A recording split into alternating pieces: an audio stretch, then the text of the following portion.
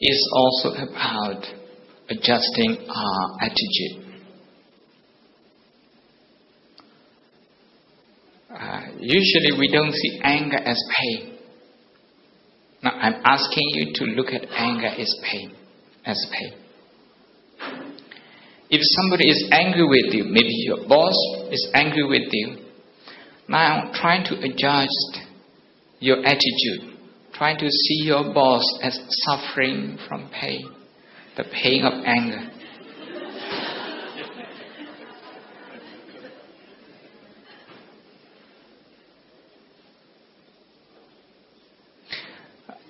Because he's more powerful, because he has more authority at work, it doesn't mean he has no suffering. If he doesn't suffer, if he is not in pain, he is not able to cause you pain. As simple as that. So to relate to his pain is very important. If you can't relate to his pain, there is a war between you and your boss.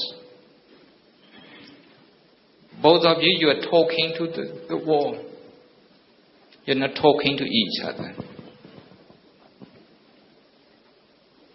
You're talking to bricks. You're not talking to human beings.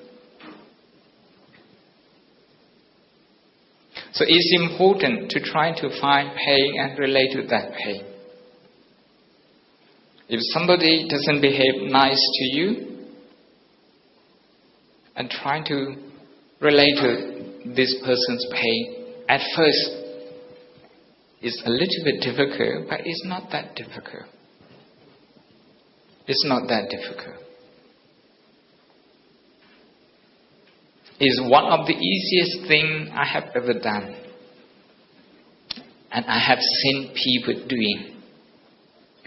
I've been going to Spain for 10 years, Hungary for 10 years, Serbia for the last 6 years. I share this with them. People come with anger, with a sense of injustice, grievances. So,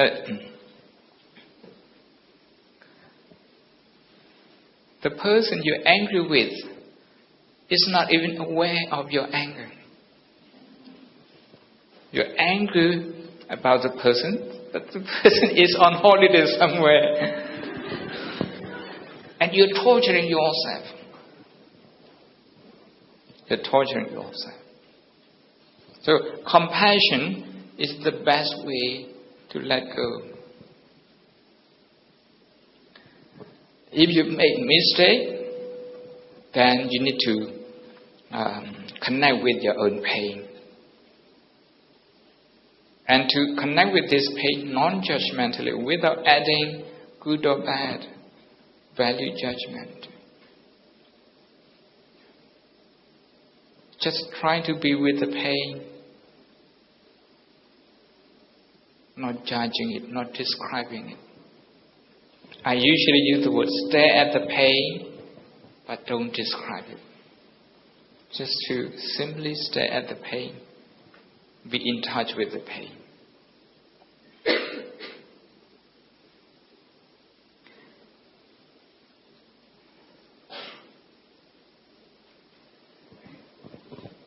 A friend of mine, a Catholic, he told me that he can't forgive his brother for over 2 decades. And how does forgiveness work in Buddhism? Can you help me? I have prayed to God many times. He said, I have not been granted forgiveness. My prayer has not been answered. Well, I said, in Buddhism, forgiveness is a byproduct. It's a byproduct of managing anger. If we can manage our anger, if we can relate to the pain of anger, then forgiveness comes automatically as a byproduct. If you are result-orientated towards forgiveness and you're trying to get forgiveness and forgiveness alone, not thinking about associated problems. Now you're working like a businessman, trying to get, one thing, and ignoring all the others.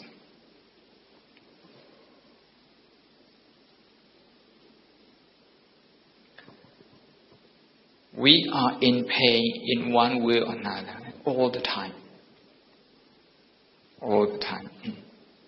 If you sit here for 1 hour, you're going to be in pain because you feel thirsty physically. Then you need to drink.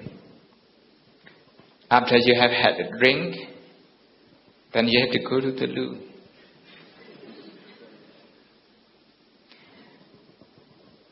If you don't do that, physically you're going to suffer. Your kidney and not only that, psychologically, that will have an impact. Just trying to relate to that. You can relate to everyone's pain. Every 6 or 7 hours we have to eat. And when we are hungry, if we cannot eat, what happens? We feel restless. The body suffers. The mind also suffers. If you can relate to that, you can also relate to everyone. But we're not going to start with this.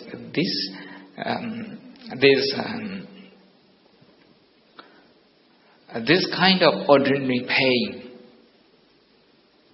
is very important, but not many people can relate to them. So we have to try to relate to special pain first. So-called special pain. Special pain in your life. If you have been betrayed, if you have been cheated on, if you have been slandered and gossiped about, if you have had someone jealous of you,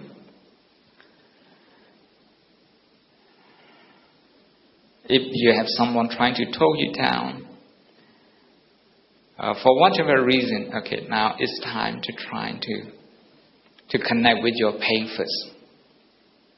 When you try to connect with your pain, you're going to see how the mind is going to behave. The mind is going to behave in one of the two ways, one of the two extremes.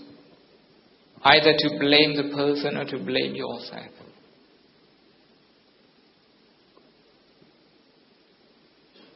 So if you can get in touch with that automatic reaction, blaming others, blaming yourself,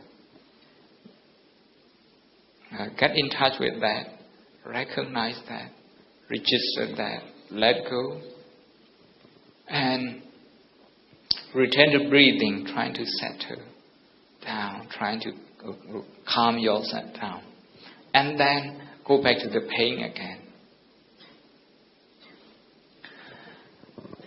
It may be any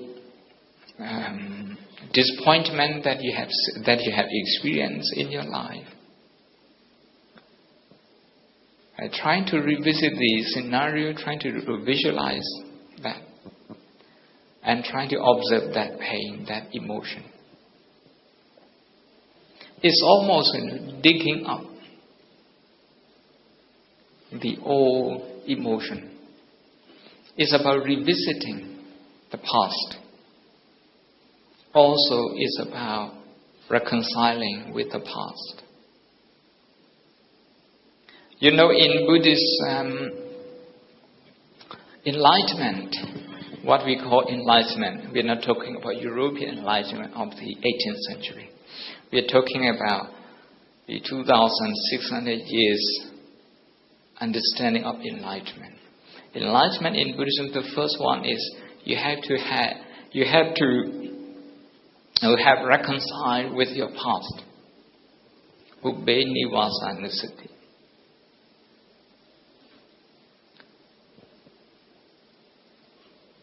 All the emotions that we have, they are all linked to the past. And with that emotional experience, bitterness, the insecurity, the fear, the worry, the anxiety, all those emotions we project to the future. We create a future reflected in the past. So we have no time to live the present moment. This is because we ignore the past. So I'm saying in this session we are going to revisit some of our past experiences, the painful one.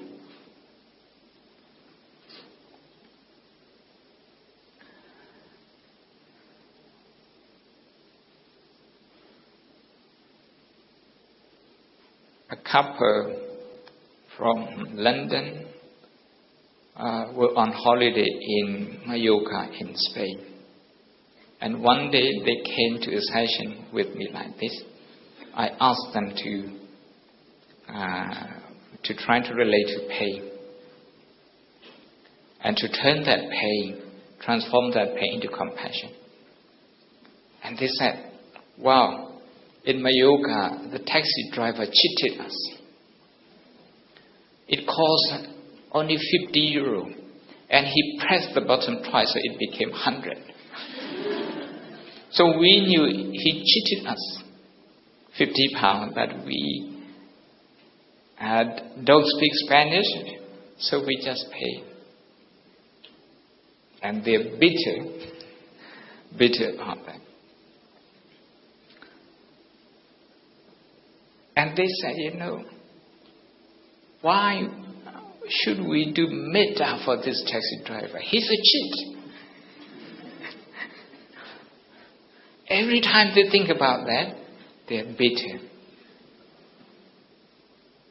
That bitterness cost them more than 50 euros.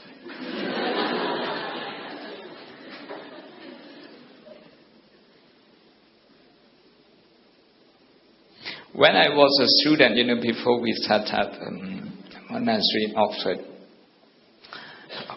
one day I was invited to Korea. So from my hostel, I was about to go to Heathrow, and I took a cab as well. And it was only £6.50, and then the taxi driver twice, so £13. I paid £13, and on the coach to Heathrow, I was observing my emotion, because that any negative emotion could cost me more. £13, okay, is possible to measure that, to replace that. But emotional damage, if I develop distrust towards taxi drivers, what would happen? That distrust would be passed on to other people, even to my brothers and sisters, to my loved ones. That would be very costly.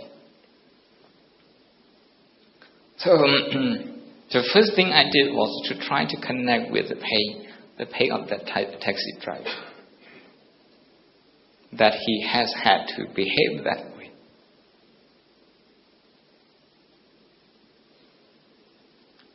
That he had that habit, because that habit is not going to spare him some time.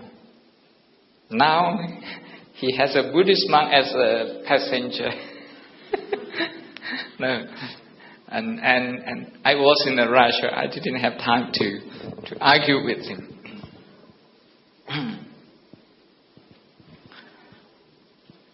Whenever we come across pain, emotional pain, for example, anger, irritation, disappointment, whenever we come across it, we are always at a crossroad. At a crossroad, you can only choose one way, left or right. Sometimes people call the T-junction. You can only choose one.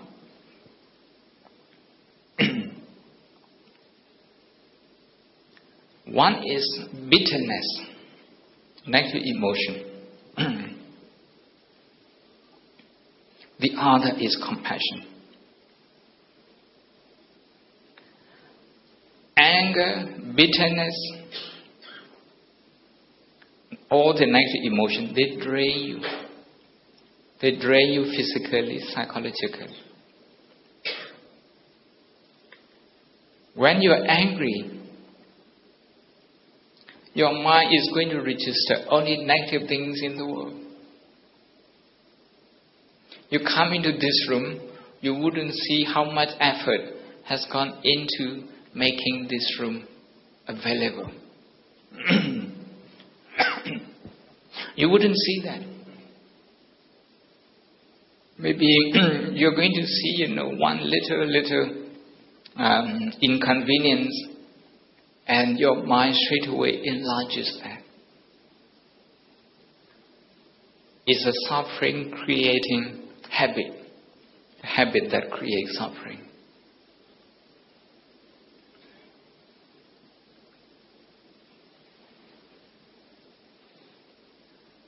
So it's important to try to connect with that energy, the energy of pain, the energy that is in pain. Because it can turn into anger, it can turn into needless criticism just for its own sake.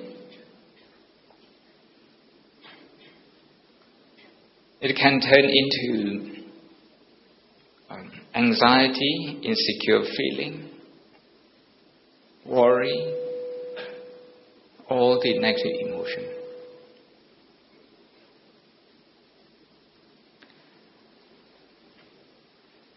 But if we can connect with those energies and we can use mindfulness to turn them into compassion,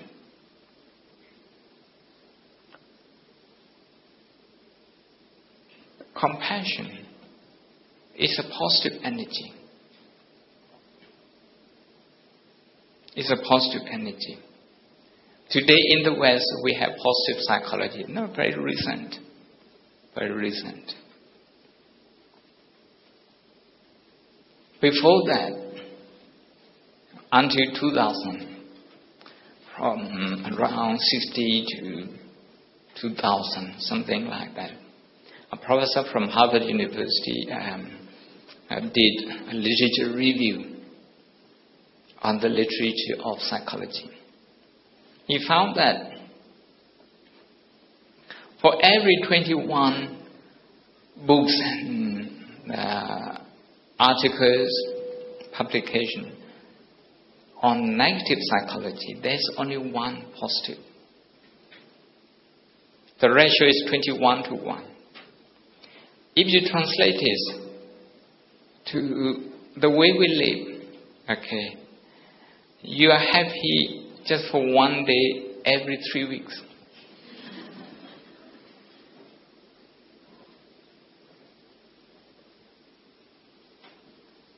One year, only when you become 21. You are happy just for 2 years when you are 42.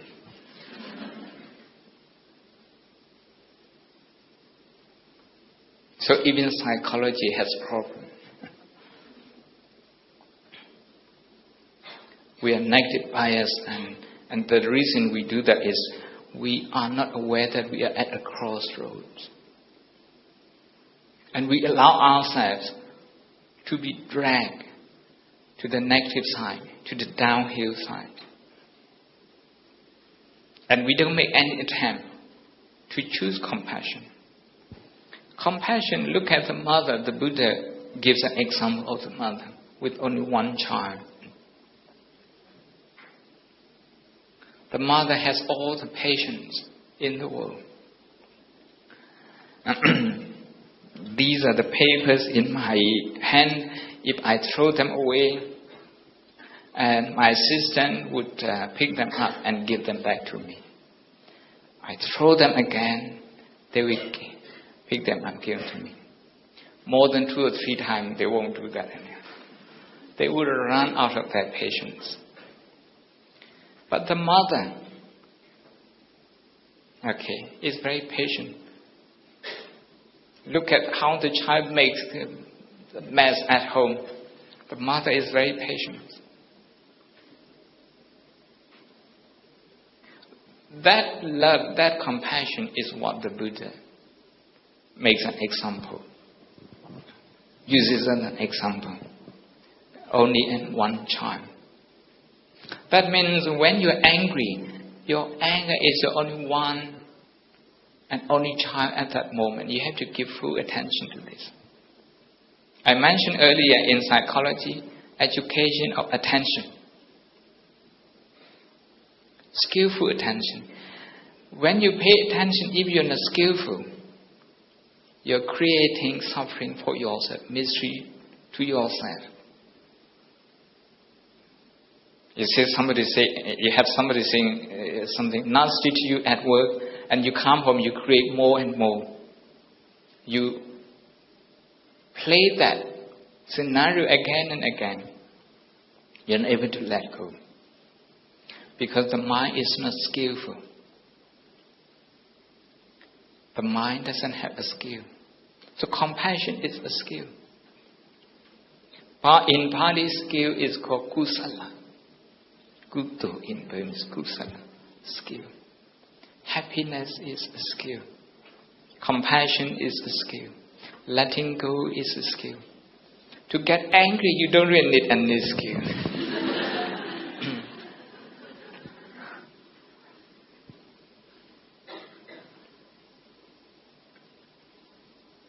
So unskillful mind is called akusala. Unskillful.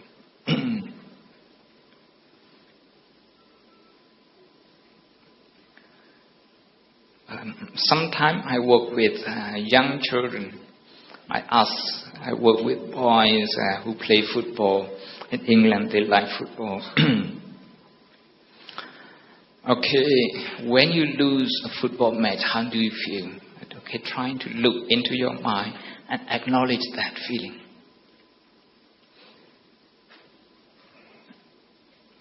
Slow and deep breathing and acknowledging that feeling. And then you look at your friends in the same team, your best friends, how they feel because they also lose. They lose the match. Now the child is extending his connection with pain.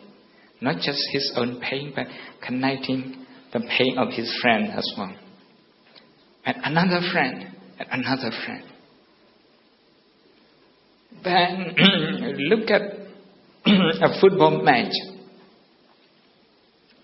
Two neutral teams where you are not a fan of either of them. When they lose, how do you feel? You don't feel anything. But how they would feel? Then try a little bit harder to connect with that pain. If you can connect with that pain and now try to connect with your opponent's pain when they lose. Because usually when your opponents lose, you just jump and dance. Now instead of doing that, can we just connect with that pain? Because this requires, a very advanced skill. Kusala. If you can connect with the pain of somebody who hurts you, you are well protected. This person will never be able to hurt you again. Whatever he says, you won't be shaken again. Because your attitude is right, you see that he is in pain.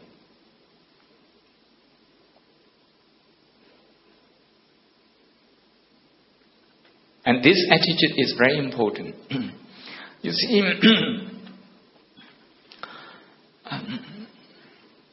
the Buddha was able to forgive people because he looked at pain in the right way. It's called right view, sammaditthi, right view. The Buddha said pain is impersonal. That pain can happen to anyone. And when we personalize pain, we do so because we feel insecure. We identify with pain and we present ourselves as a victim, as having done injustice, having been done injustice, having received injustice from someone. And we want this to be addressed. It's okay at the institutional level that we need to address justice and all that. But at the emotional level, if we cannot turn this into compassion, all our actions are going to be destructive. They are going to be destructive. They are going towards punishment, going towards revenge, all very destructive. And that will fit the vicious circle. So in this session, what I would like to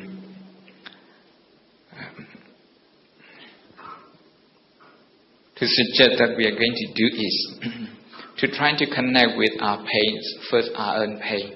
When we connect with our pain, trying to see if there's any automatic reaction, like blaming, any reaction at all. If there's any reaction, then just keep in touch with that emotion, like what we did in the first session. But also trying to see the physical manifestation as we did in the second session.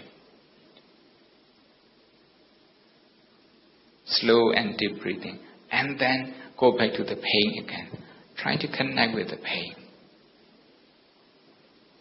What I'm saying pain here is emotional pain, physical pain, any pain.